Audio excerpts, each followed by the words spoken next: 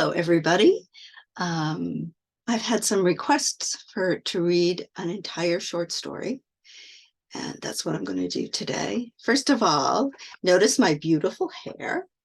It looks a little different from previous videos, and that's because I have not had a haircut since March of 2020, and this is what my hair does. I'm going to try to hold my head still because I've got this wonderful background. Anyway, what I'm going to read for you is Jilly. I wrote this for Bruce Coville's Alien Visitors. I don't often write for middle grade, but that's what this is. This was a long time ago. And it was inspired by having seen It Came from Outer Space as a child, which gave me nightmares for weeks. Here we go. The summer he was 12, Evan's baby sister, Jilly, spent a month with cousin Edith in Chicago. And when she came back, she had changed.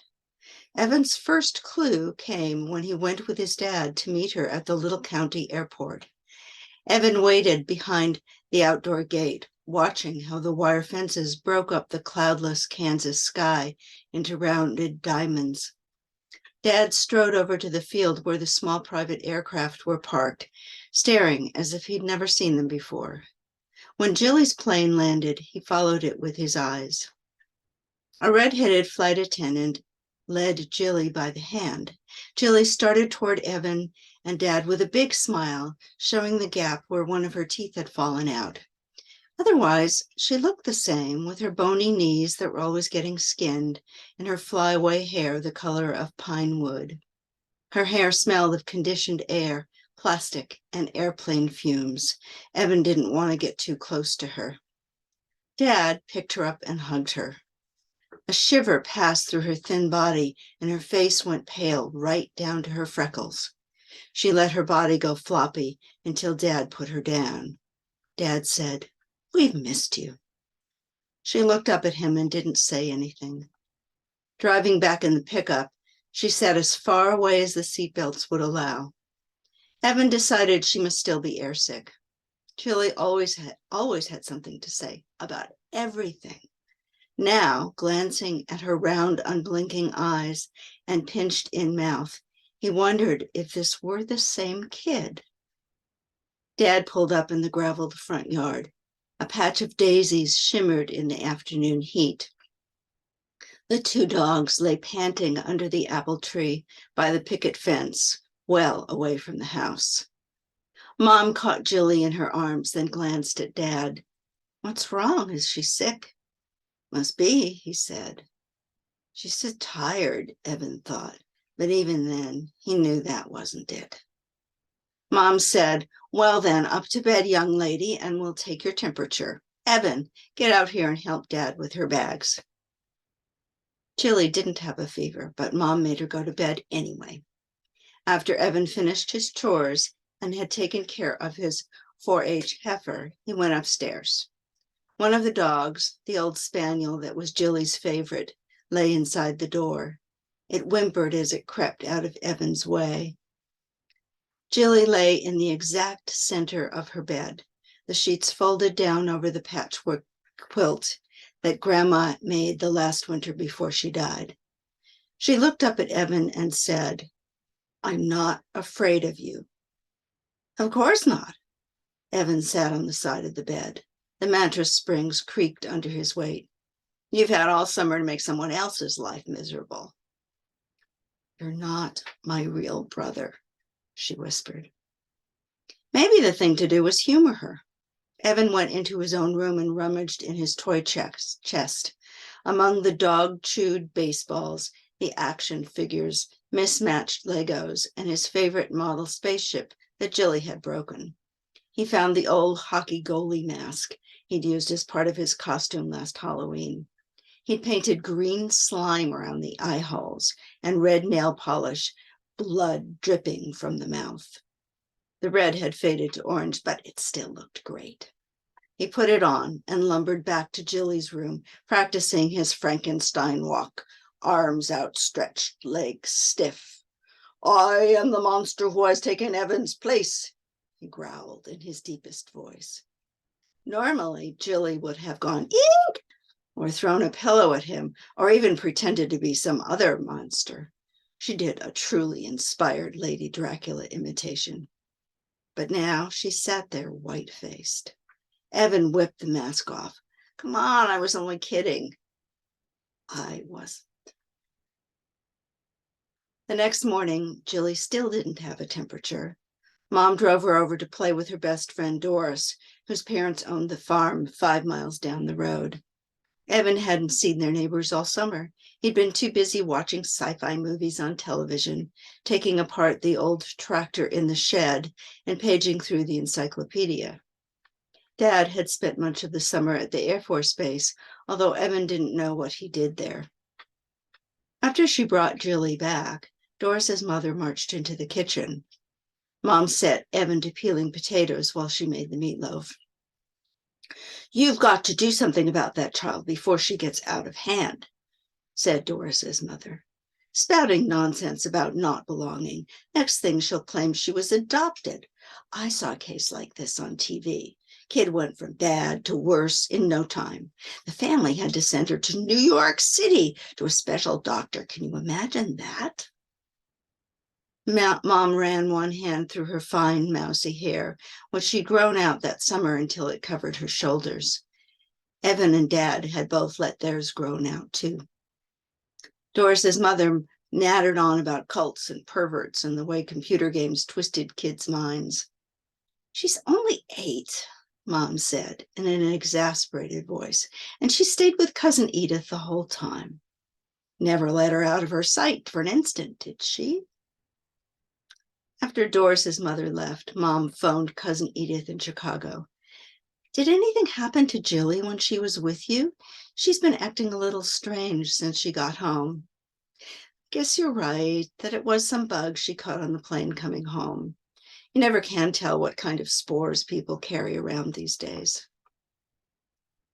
Evan woke suddenly in the middle of the night, startled out of a nightmare of meteor showers and sudden bright colors. Moonlight streamed through his open window, almost bright enough to read by. The house creaked as it settled, but something in the familiar shadows of his room sent a chill down his spine. He held his breath, listening, and he heard a faint noise. Breathing. Without daring to move more than his eyes, he scanned the room. He made out a shape darker than the rest, standing beside his bed, watching him as he slept.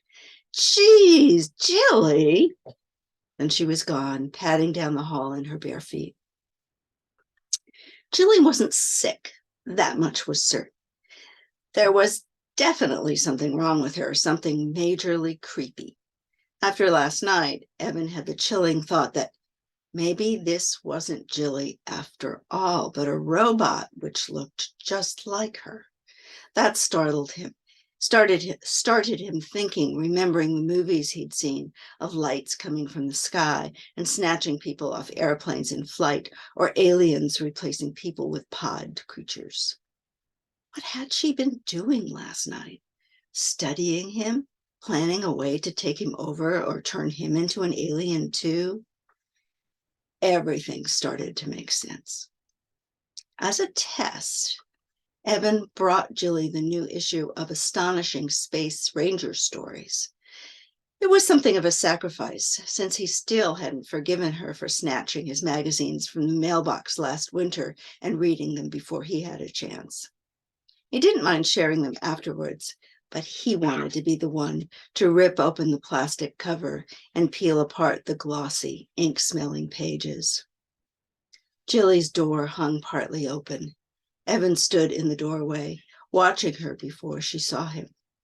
She was sitting up, the tray with its untouched hamburger by her side, cradling something in her hands. He moved closer. It was a harvestman spider, the kind that sometimes came into the house late in the summer. Jilly had pulled off 3 of its legs.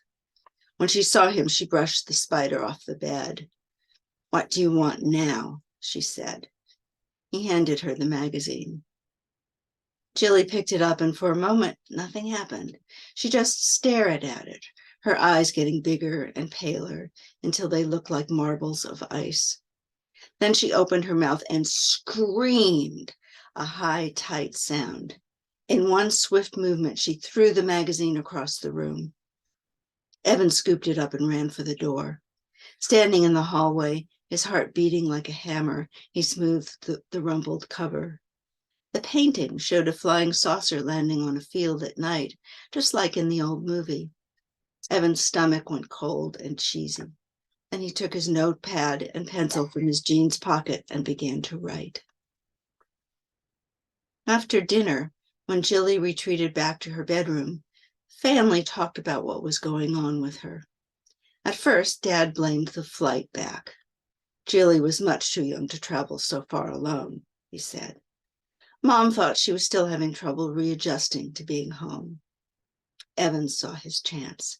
He showed them everything he'd written in his notepad about the spider and the magazine cover and the way her hair smelled wrong at the airport.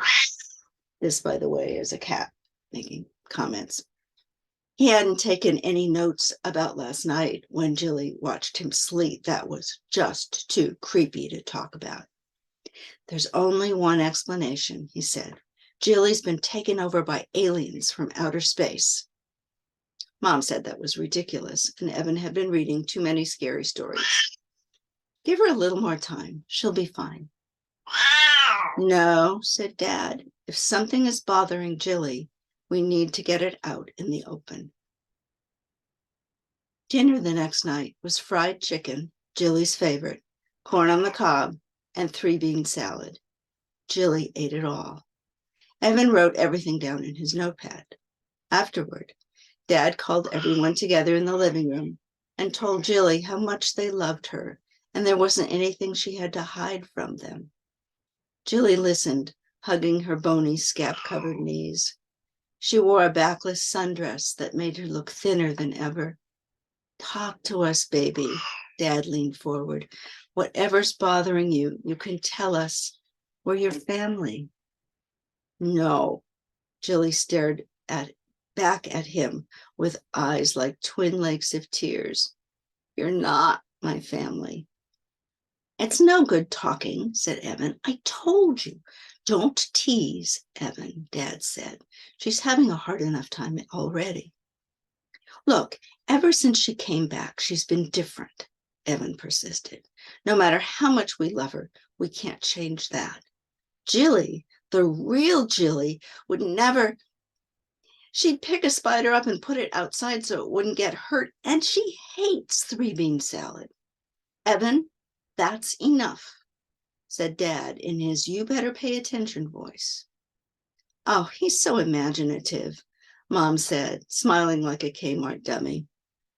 Boys will say anything these days. Now, let's forget all about this UFO business before we make Jilly worse.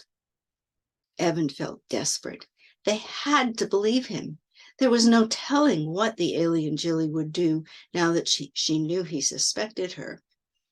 I showed her a picture of a flying saucer and she threw it at me. Stop it, Jilly cried. She slid off the chair and walked over to Evan. Her skinny legs shook and her face turned so red her freckles hardly showed at all. All you know is a bunch of stuff from movies and magazines. You wouldn't know an alien if one was looking out at you from a mirror. That's ridiculous, Dad said. He looked dark and dangerous, angry in a way that Evan had never seen in him. Jilly flinched and dodged behind Evan. It isn't me that's being taken over by aliens. It's you, all of you. Evan felt like someone had played snap the whip with his mind. What was going on? He decided to try to handle Jilly himself until Dad could calm down. It's okay, he said to Dad. I can talk sense into her. He drew Jilly away from both parents out toward the hall. Let me get this straight, he said. You think I'm an alien and Mom and Dad too. Doesn't that strike you as a bit strange? I saw the same movies you did, but they had it all wrong. Aliens don't look like pods of fluff or green lights or bug-eyed monsters. They can't walk around on Earth any more than we can on the moon. So they wear some kind of spacesuits. I saw one on your net that night when you were asleep. Hold still and I'll show you. Jilly put her arms around Evan's neck. Her fingers burrowed beneath his hair, the hair he'd grown long over the summer, the hair that was hiding. No, there was nothing to hide. He was fine, he told himself. Fine. Jilly combed her fingers through Evan's hair so hard her nails scraped his scalp. He started shaking worse than she was. Evan, don't let her, came Dad's voice, sounding as if he were calling from the other end of a football field. We can't lose you. It's just us three, don't you see? We've lost the other scouts and we can't send a signal with only 2 units. Make her stop, the words shrieked through Evan's mind. Or maybe it was Dad's voice. Hit her, push her down, smash her, quick now before it's too late. But this was Jilly, his baby sister. True, she could be a brat, but he remembered the time she'd given him her double-dip chocolate ice cream cone at the county fair when some older boy had dumped his in the dust, and how she'd listened by the hour to his stories about ghosts and baseball, and no matter what, he couldn't hurt her. Do something, Mom sobbed. Stop her. Out of the corner of one eye, Evan saw Mom start toward them, arms outstretched. Her face looked like a plaster mask, frozen in rage or maybe terror, so he hardly recognized her. Before Mom could reach them, Jilly yanked hard on something in the back of Evan's neck. Anchor barbs came free, stinging where they'd attached to his skull. He felt as if a network of threads were being pulled from his brain and spinal cord, burning up like fire. Mom screamed, no! Outside in the yard, the dogs started howling. Evan blinked and looked around. Everything seemed so different. The walls, the furniture, the cornfields beyond the windows. No, it was he who'd been different all summer, as if he'd been seeing the world through colored glasses. Now it all came back to him in a rush of memories. The night after Jilly left, how he went outside with Mom and Dad to watch the meteor shower, the lights falling all around them, and how everything smelled funny the next morning, and the dogs barked and wouldn't let them come near. All the while, he'd been thinking Jilly was the alien. Jilly, listen to me. There was something odd about Dad's voice, like an echo effect.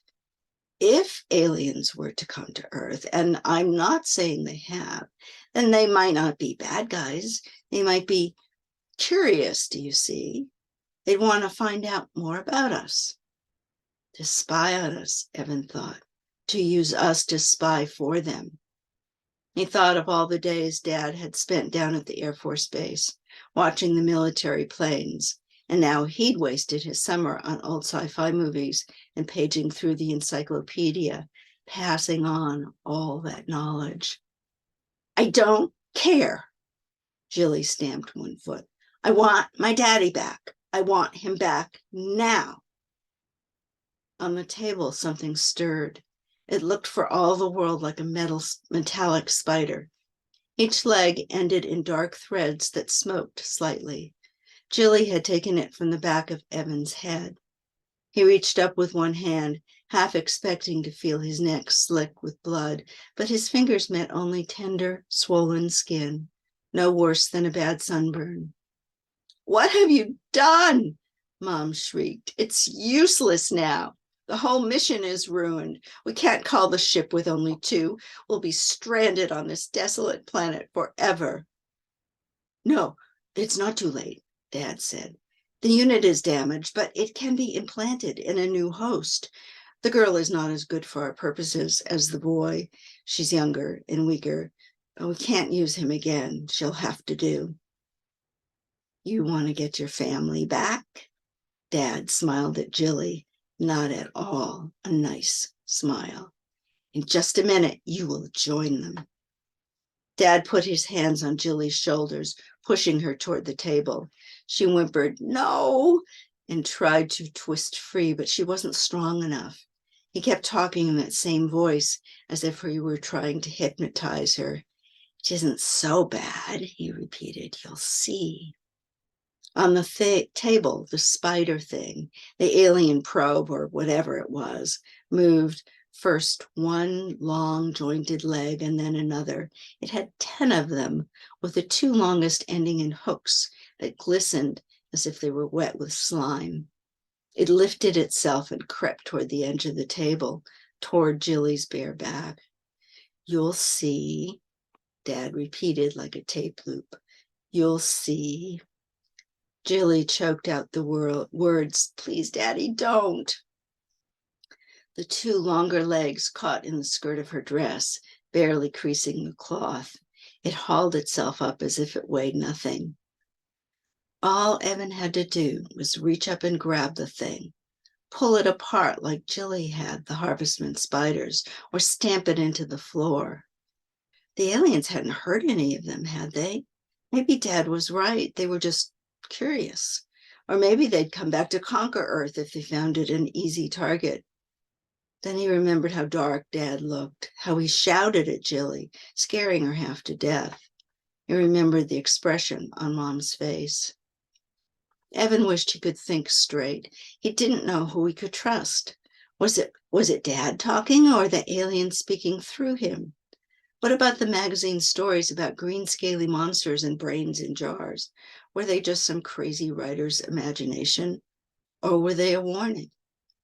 "I want my family back," Jilly had said. My family too, he thought. Evan couldn't remember Jilly ever backing off when she said something in that tone of voice. She wouldn't whine or plead. She just wouldn't give up. He remembered the way she fought over eating 3-bean salad and how she stopped snatching his magazines from the mailbox when she was good and ready, not before. The aliens might have all kinds of mind control devices, fancy meteor spaceships and cosmic weapons. Evan decided that once Jilly got an idea in her head, the aliens didn't stand a chance. He got to his feet and closed his fingers around the spidery shape. The legs crumpled like eggshells in his hand, leaving little stinging scratches. A high, thin whining gradually faded. "Come on, Dad," Evan said as gently as he dared. Dad hung his head, his shoulders quivering as if he were sobbing silently. He didn't pull away when Evan reached up to the back of his neck. It was as if whatever drove him had given up. Evan felt beneath Dad's springy hair and touched skin sticky with sweat. Ridges ran alongside Dad's spine with a lump near the base of his skull. In the center of the lump, Evan's fingers touched hard, smooth metal. It came free when he dug beneath it, the anchoring legs snapping as they came free. Getting the thing off Dad was easier than he thought. He put it on the table. Mom stood quietly as Jilly got hers too. Already Evan's thoughts were clearing. In a few minutes, Mom and Dad would start to become themselves too. Maybe in time, they'd all forget what had happened to them. Maybe they wouldn't. One thing he knew for certain, the aliens wouldn't be coming back. Their probe had failed, and they'd have to find another system, another planet. Jilly yanked the spider thing from Mom and turned toward Evan with a grin. He supposed there were worse things than having Earth's secret weapon for a baby sister, and grinned back at her. That's it. Hope you like it.